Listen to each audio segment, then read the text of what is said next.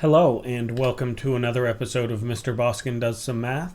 Today we are doing illustrative math, grade 8, unit 8, lesson 8, practice problems.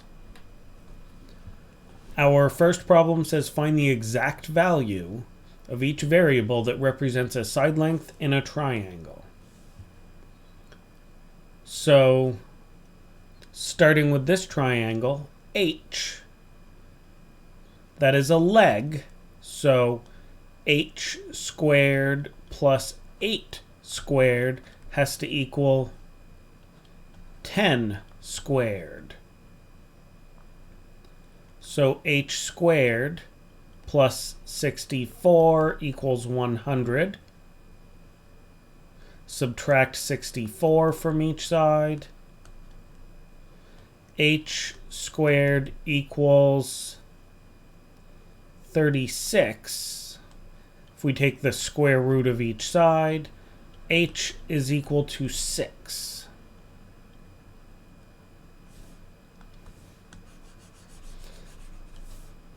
Okay. Next, let's do k.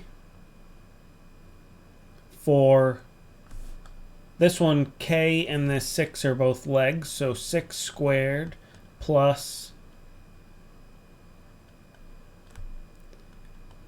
k squared has to equal 6.5 squared. 6 squared is 36 plus k squared equals 6.5 squared, which is 42.25. Subtract 36 from each side. K squared equals 6.25. Take the square root of each side. K is equal to 2.5.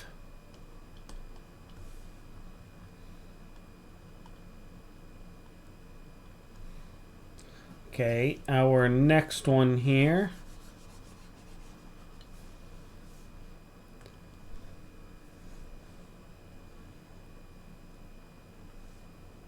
Let's do m. M is a leg, so we know that 2 squared plus m squared has to equal 5 squared, because 5 is the hypotenuse. 2 squared is 4, plus m squared equals 5 squared is 25. Subtract 4 from each side. M squared is equal to 21. Take the square root of each side. M is equal to the square root of 21. That will be an irrational number. So to leave it exact, M is the square root of 21. Okay, next we have to find N. N is a leg, so we know that the square root of 10 squared plus n squared is equal to 10 squared. Square root of 10 squared is 10, plus n squared equals 10 squared is 100. Subtract 10 from each side. N squared is equal to 90. Take the square root of each side. N is equal to the square root of 90.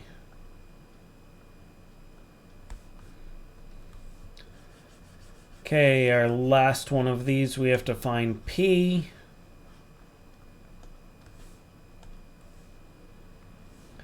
P is again a leg.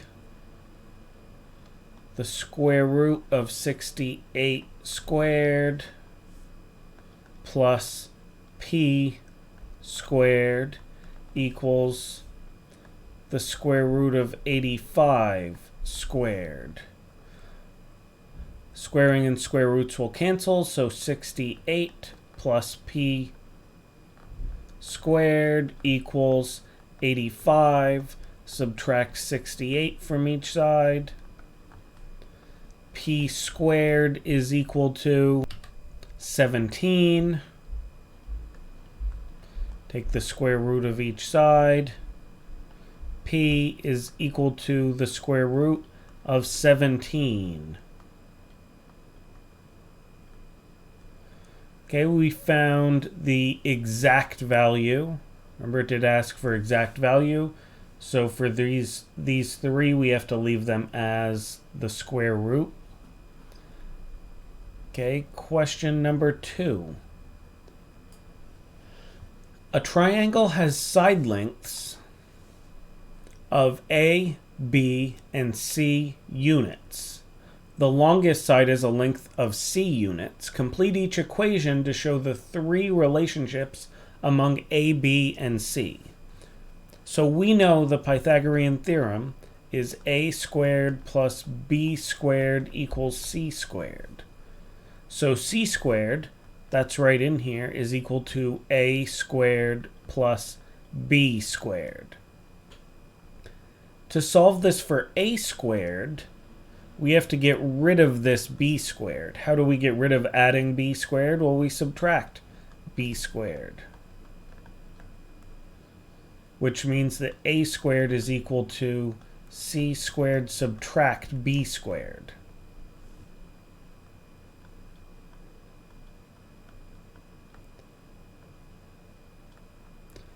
B squared is the same as A squared, except we subtracted the A squared instead of the B squared. So B squared is equal to C squared subtract A squared. So that's all the relationships we need to remember. If we're solving for the hypotenuse, we add the square of the legs, and if we are solving for one of the legs, we do the square of the hypotenuse subtract the square of the other leg.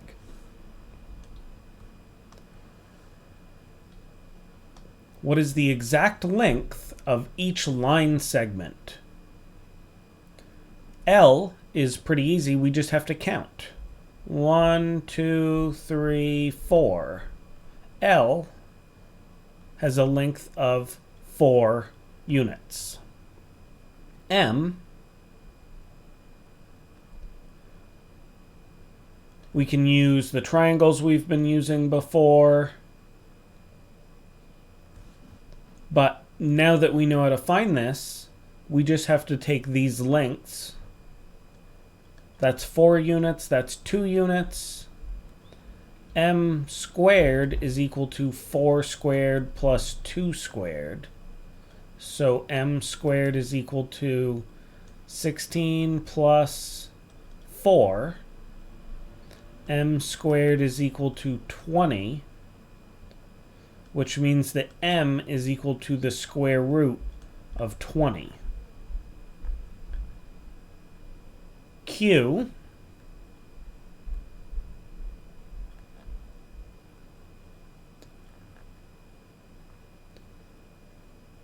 this is 1, 2, 3, 4 units. This is 1, 2, 3, 4, 5 units. Q is the hypotenuse. Q squared is equal to 4 squared plus 5 squared. So Q squared is equal to 16 plus 25, which means that Q squared is equal to 41, which means that Q is equal to the square root of 41.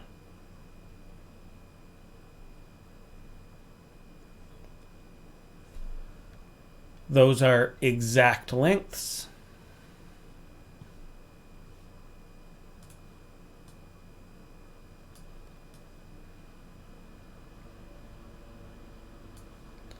Okay, next here. In 2015, there were roughly 1 times 10 to the power of 26 high school football players and 2 times 10 to the power of 3 professional football players in the United States. How many times more high school football players are there? So to figure out how many times more, we have to divide. So we have to do 1 times 10 to the power of 6 divided by 2 times 10 to the power of 3. 1 divided by 2 is 1/2 times 10 to the power of 6 subtract 3 is 3. So 1/2 times 10 to the power of 3. 1/2 is 0.5.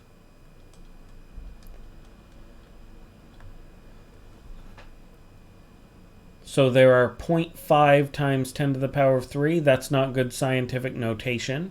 We don't have one digit in front of the decimal point. So this should be 5 times 10 to the power of 2. 5 times 10 to the power of 2. Since our exponent has gotten so small, it might be easiest to understand how many times more there are by converting this into a standard decimal number. 10 to the power of 2 is 100.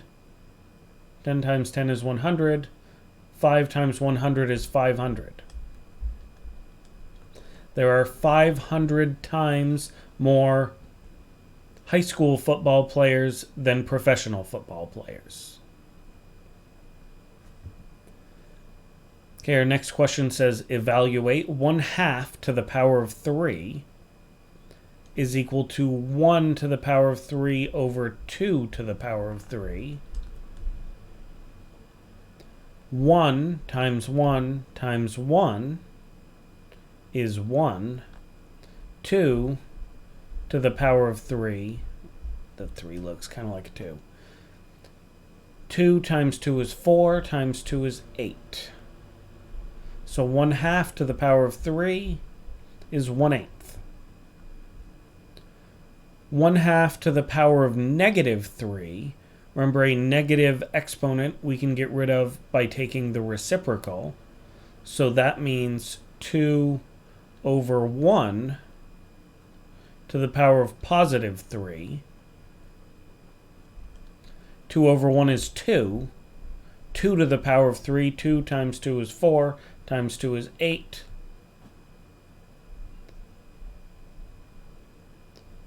One half to the power of 3 is 1/8. 1/2 to the power of -3 is 8.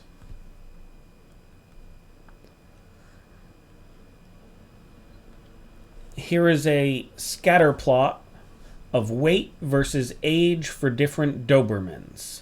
The model, represented by y equals 2.45x plus 1.22, is graphed with the scatter plot.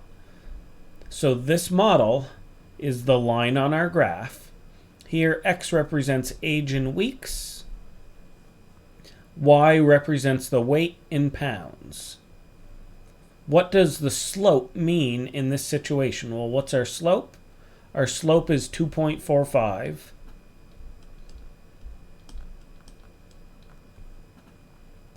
And a slope of 2.45 means as we travel in the positive x direction, for each 1 week older the Doberman gets, their weight goes up by this, 2.45. So what does the slope mean in this situation? Each week, the dog gains 2.45 pounds. Based on this model, how heavy would you expect a newborn Doberman to be? Well, newborn would be an age of 0. As soon as they're born, their age is 0. The the 0 value in pounds is our y-intercept. So how heavy would you expect a newborn Doberman to be? That's our y-intercept, 1.22 pounds. Okay, that was our last problem for today. This has been another episode of Mr. Boskin Does Some Math. Thank you for tuning in. See you next time.